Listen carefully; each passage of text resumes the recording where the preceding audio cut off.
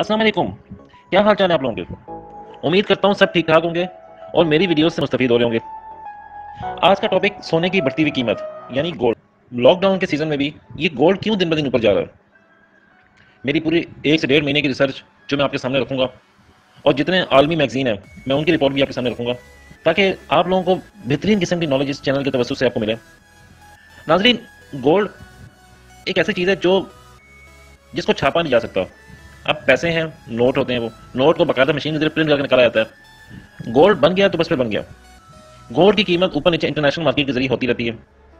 नाजरीन, पिछले 1.5 महीने से पाकिस्तान के तमाम गोल्ड ज्वेलर्स जितने भी हैं सब बंद पड़े हुए हैं, लेकिन कीमत रोज बरोज 500 1000 करके ऊपर जा रही है। ऐसा क्यों होता है? आज हम आपको इस वीडियो में इसकी तल्ख हकीकतें बताएंगे। इस वक्त जो सोने की फी औंस कीमत आलमी मार्केट में $1700 फी औंस चल रही है।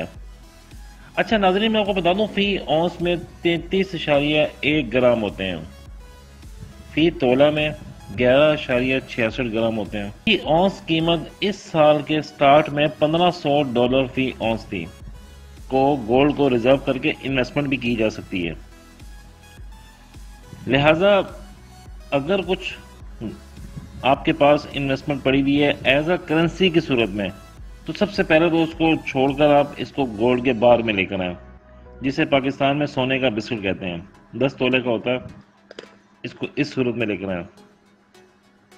इसके बढ़ने की सबसे अहम वजह क्या हो सकती है, ये भी हम आपको बताते हैं। सबसे पहले तो US डॉलर, अमेरिकन करेंसी। आप देख रहे हैं नाज़रीन, तबाही मची हुई है कोरोना वायरस की वजह से। जब अमेरिकन डॉलर की तबाही मच रही है तो आप ये देखें कि लोग अमेरिकन करेंसीज को छोड़कर इसके बदले में गोल्ड ले रहे हैं, क्योंकि अमेरिकन करेंसीज ख़त्म भी हो सकती है। जब मुल्क नहीं रहेगा तो करेंसी की कोई वैल्यू नहीं होती। ट्रेड बहुत ज़्यादा हो जाती है तो उस चीज़ की वर्थ दिन ब दिन बढ़ती है।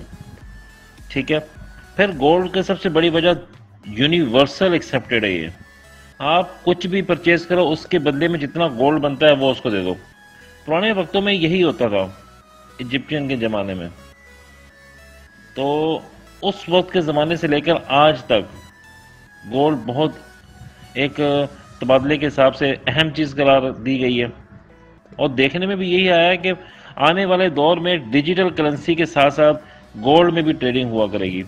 World famous magazine business recorder, उसकी मैं आपको एक रिसर्च बता रहा हूँ कि वहाँ पर एक आर्टिकल रिलीज हुआ है जिसमें बैंक ऑफ अमेरिका की रिपोर्ट है, the Fed can't print gold. यानी कि करेंसी कभी गोल्ड नहीं पैदा कर सकती।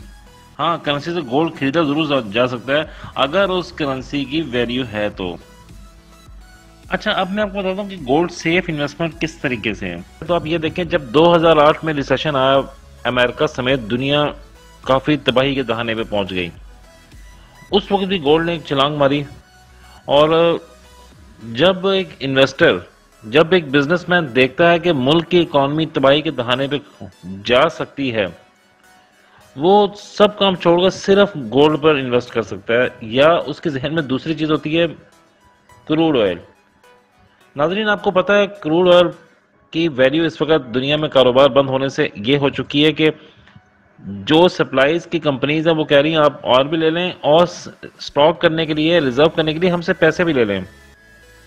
माइनस में कीमत जाने का मतलब यही होता है कि आप मुझसे चीज़ भी ले जाएं और चीज़ के बदले स्टोरेज के जो आपके अखराजात हैं उसके चार्जेस भी ले जाएं, क्योंकि ऑयल ऐसी चीज़ है जिसे आप ज़ाया नहीं कर सकते समंदर में।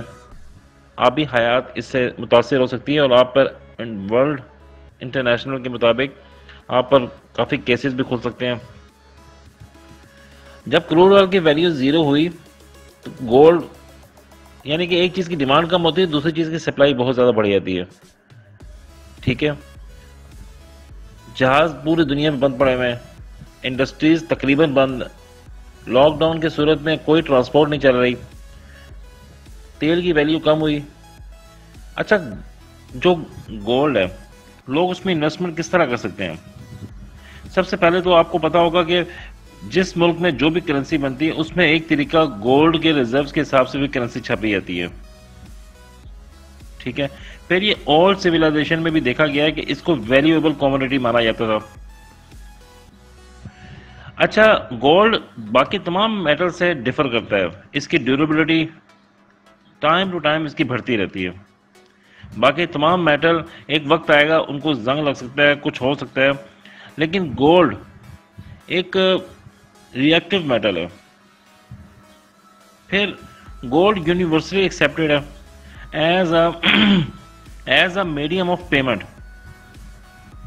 ठीक है, और ये देखा गया है कि सबसे बेस्ट इन्वेस्टमेंट मानी जाती है अगेंस्ट डिक्लाइनिंग करेंसी। मैं बार बार आपको ये कह रहा हूं, ये उस वक्त बेस्ट करेंसी मानी जाती है जब एक करेंसी की वैल्यू गिर रही हो। ठीक है, अच्छा, सप्लाई ऑफ गोल्ड जो कि माइनिंग से होती है वो लेवल हो चुकी है 2016 से। लेवल होने का मतलब ये है कि इसके एक ज़खायर होते हैं दुनिया में जो लेवल हो चुके हैं। अब ये समझिए एक एक्स्ट्रा वैल्यूएबल चीज़ आ रही है निकल के नीचे से माइनिंग से। तो जब एक चीज़ वाफर मिकदार में हो तो उसकी वैल्यू कम होगी, लेकिन जब आपको मैंने बताया कि ये लोगों ने स्टॉक करके घरों में रखकर ये इतना कीमती बना दिया कि 2016 के बाद से ये चीज़ इतनी निकल नहीं रही।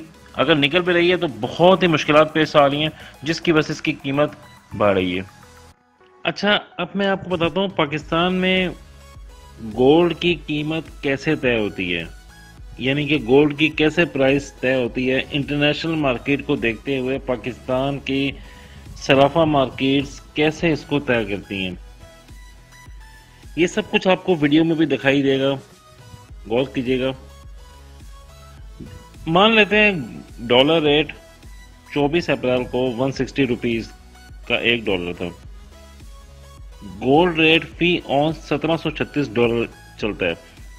ठीक है, मैंने आपको ये भी बताया कि फी ऑन्स में 33.1 ग्राम होते हैं। अच्छा, इन दोनों को अगर हम मल्टीप्लाई करें तो टोटल अमाउंट पाकिस्तानी रुपीस में फी ऑन्स पड़ती है 2,77,760 रुपीज़। लेकिन याद रखिएगा ये इंटरनेशनली बनती है। पाकिस्तानी सराफा मार्केट्स इसमें अपना जब पैसे रखती हैं तो ये पाकिस्तान में 24 अप्रैल को जो रेट बनता था वो बनता था 2,93,266 रुपीज़। जो बीच का डिफरेंस है वो आपको देख सकते हैं। अच्छा, मैंने अभी तक जो भी आपसे बात की वो बात की 24 कैरेट गोल्ड की। ठीक है, 24 कैरेट गोल्ड से कुछ भी नहीं बन सकता।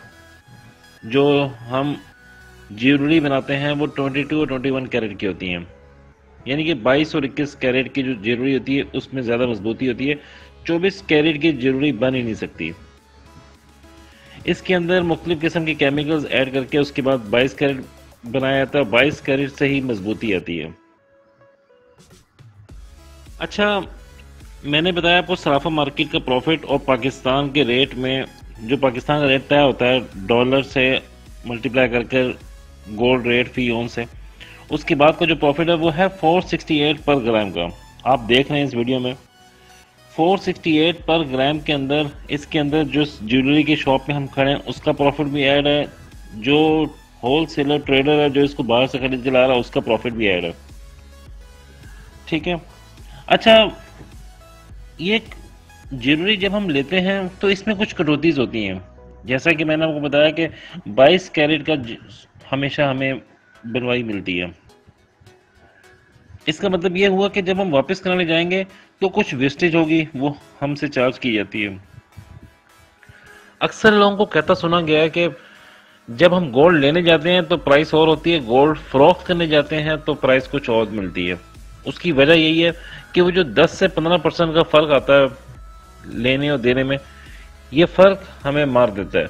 अगर आपने इन्वेस्ट करना है तो आप मिनी बार्स खरीदें जो कि फी ग्राम भी आते हैं, और सोने के बिस्किट खरीद सकते हैं। ये जितनी भी रिसर्च मैंने आपको बताई कि गोल्ड दुनिया की बुलंद तरीन सतह को टच करने जा रहा है, जैसा कि $3,000 फी ऑन्स, ये मेरी अपनी रिसर्च नहीं है, ये दुनिया के बड़े बड़े एनालिस्ट कह रहे हैं। 2021 में ये यहाँ इसके आसपास ज़रूर घूम रही होगी वैल्यू। आप एक सादा से इमेजिन करें कि हम समझते हैं पाकिस्तान में डॉलर का रेट फिक्स है 160 रुपीज़, और डॉलर का फ़ी ऑन्स, गोल्ड की फ़ी ऑन्स कीमत 2500 रुपीज़ तक हम ले जाते हैं।